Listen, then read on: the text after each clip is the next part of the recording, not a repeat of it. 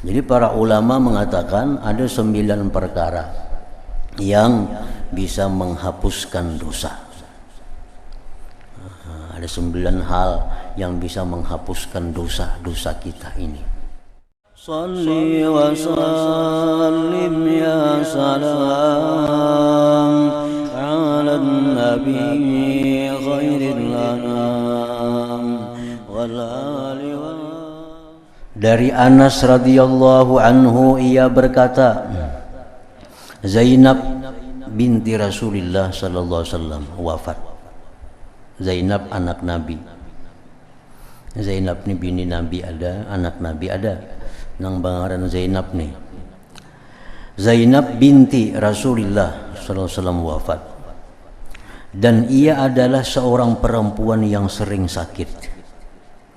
Maka Rasulullah SAW mengikuti jenazahnya. Maka keadaan beliau tidak menyenangkan kami. Ketika kami sampai di kubur, maka beliau memasukinya dengan pucat wajah beliau. Lalu ketika beliau keluar, maka cemerlanglah wajah beliau. Maka kami bertanya, wahai Rasulullah SAW, kami melihat dari engkau suatu perkara. Waktu engkau masuk kubur, kami lihat engkau pucat. Begitu keluar dari kubur, kami lihat engkau gembira. Maka dari apakah demikian itu? Sahabat bertanya kepada Rasulullah sallallahu alaihi wasallam. Rasulullah sallallahu alaihi wasallam menjawab bersabda, "Zakartu dhagdata ibnati wa shiddata azabil qabri fa ataitu fa ukhbirtu anna Allah qad khaffafa anha wa laqad dhughitat dhagtatan sami'a sautaha ma bainal khafiqain." Artinya, ujar Nabi, begitu aku masuk ke dalam kubur tadi, aku pucat kelihatan, aku ingat akan himpitannya, akan himpitan kubur, himpitan anak perempuanku dan kerasnya siksa kubur. Lalu aku mendatanginya, maka aku diberitahu bahwa Allah telah meringankan daripadanya. Dan sungguh ia telah dihimpit dengan himpitan yang didengar suaranya ulih apa yang di antara timur dan barat. Jadi banyak hadis yang mengatakan bahwa setiap orang, setiap manusia beriman kada beriman, taat kada taat, takwa kada takwa, itu dihimpit oleh kubur. Himpitan ini ada dua. Satu, himpitan kubur dalam arti kasih sayang. Yang kedua, himpitan kubur dalam arti kemurkaan. Nah, manusia ini diciptakan Allah berasal dari tanah. Wa minha khalaqnakum. Dari tanahlah dari Tuhan kami ciptakan engkau. Nah, manusia ini asal dari tanah. Nah, sekian tahun manusia ini hilang dari tanah. Begitu mati, manusia kembali ke tanah, kembali ke ummihim, kembali kepada ibunya. Nah, kembali kepada ibunya. Nah, orang yang lawas hilang, begitu kembali kepada ibunya, itu pasti akan dipeluk oleh ibunya. Nah, kan manusia dari tanah, ibunya manusia adalah tanah, asal dari tanah dan kembali ke tanah. Nah, begitu manusia ini kembali masuk ke dalam tanah, tanah pasti akan menghimpit manusia ini, pasti akan merangkul, karena ini anak nang lawas hilang nih. Nah, kalau anak ini hilang dalam keadaan baik, anak ini hilang dalam keadaan taat, maka bumi si ibu ini merangkulnya dengan rangkul kasih sayang. Pisit juga ragapannya, cuma ragapan kasih sayang. Nah, kalau anak ini anak yang durhaka, anak yang jahat, nah, lawas hilang, durhaka kepada ibunya, begitu dia kembali dipeluk dia oleh ibu, cuma pelukan dengan pelukan yang penuh dengan kemurkaan. Nah, jadi setiap orang manusia itu pasti dihimpit oleh kubur, karena tanah itu adalah ibu asal kejadian dari segala manusia. Berkata sebahagian ulama bahwa himpitan kubur itu bagi orang beriman itu termasuk kafarat zunub juga. termasuk penghapus dosa juga. Nah, jadi orang-orang yang beriman kepada Allah, yang mereka misal dalam dunia ini melakukan dosa-dosa dan kada sempat tobat kepada Allah sehingga dosanya tak bawa mati, dalam kubur dia dihimpit yang sakit oleh kubur, nah itu jadi kafarat dosa kepada orang ini, sehingga kita di akhirat mengurangi dosanya. Termasuk dalam hal yang menghapuskan dosa adalah kafarat dzunub. Jadi para ulama mengatakan ada 9 perkara yang bisa menghapuskan dosa. Ada 9 hal yang bisa menghapuskan dosa-dosa kita ini. Yang pertama dengan tobat istighfar. Tobat dan istighfar. Kayak apapun kita dosa banyaknya, kalau sudah kita tobat istighfar kepada Allah dengan benar-benar, maka itu dapat menghapus dosa. Yang kedua, amal saleh. Nya banyak bisi dosa, cuma nya banyak juga bisi amal saleh. Banyak juga bisi amal saleh. Nah, banyak bisi amal baik, banyak bisi dosa, banyak lagi amal kebaikannya.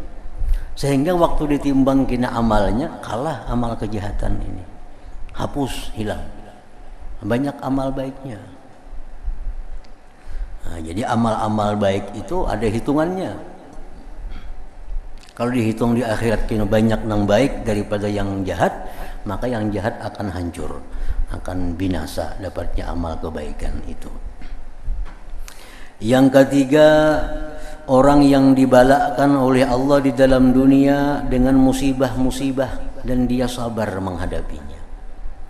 Nah, dalam dunia kita musibah, baik musibah diri, musibah harta, musibah keluarga, musibah apapun yang dalam dunia membuat hati kita sedih, membuat hati kita sakit, itu penebus dosa. Kalau kita sabar dan ridha menerima cobaan Allah itu, menghapus dosa juga. Nah, yang keempat ya tadi yang kita maksud nih, himpitan kubur. Ini meninggal dunia nih, kada sempat tobat, kada sempat minta ampun kepada Allah, beramal baik kada banyak juga. Dalam dunia bilang kada biasa dapat musibah, orang ini makmur aja. Nah, di kubur kita dihimpit oleh kubur. Nah, himpitan kubur itu berfungsi untuk menghapuskan dosa-dosa orang yang beriman itu. Asal beriman aja orangnya, asal beriman kepada Allah. Nah, jadi dihimpit kubur, sakit dihimpit kubur. Nah, sakitnya itulah yang menyebabkan dosa-dosanya bisa terhapuskan dengan itu. Yang kelima, seseorang itu bisa selamat, bisa terhapus dosanya karena kawan-kawannya, keluarganya mendoakannya dan memintakan ampun kepadanya.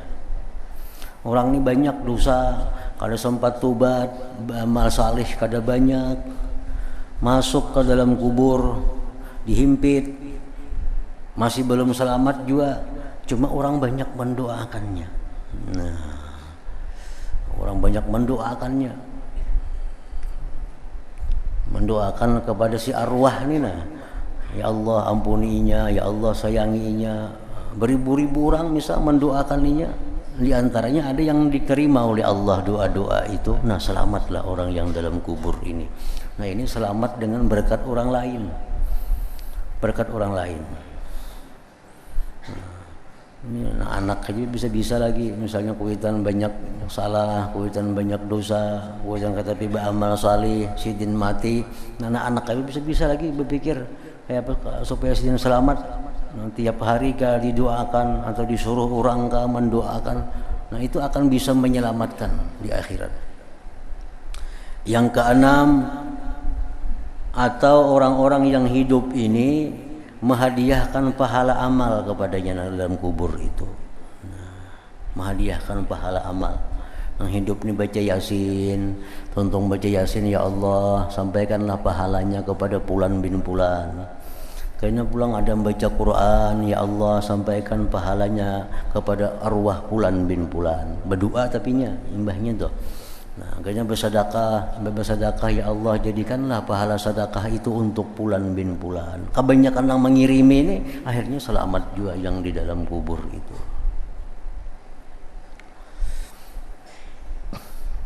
Ya, termasuk orang-orang yang semasa hidupnya ada beramal jariah, masuk itu. Termasuk. Yang ketujuh, orang yang dibalakan Allah di padang mahsyar. Nah, orang yang beriman ini di padang mahsyarnya sengsara, huru-hara di padang mahsyar. Padahal beriman kepada Allah, cuma banyak dosanya. Beriman cuma banyak dosa, kada sempat tobat, kada sempat banyak beramal saleh. Orang mengirimi lawaninya kada ada, anaknya kada tahu-tahu lagi. Nah, sehingga di akhirat orang ini mendapat kesusahan huru-hara di padang mahsyar. Nah, huru-hara padang mahsyar itu pun kayaknya akan berguna mengurangi dosa kita di timbangan amal itu.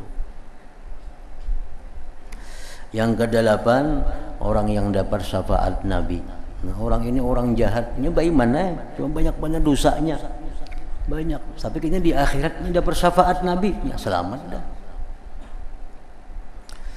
Nah, yang kesembilan, atau dia dapat rahmat khusus dari Allah Subhanahu wa taala. Padahalnya banyak banget dosanya, banyak banget kesalahannya.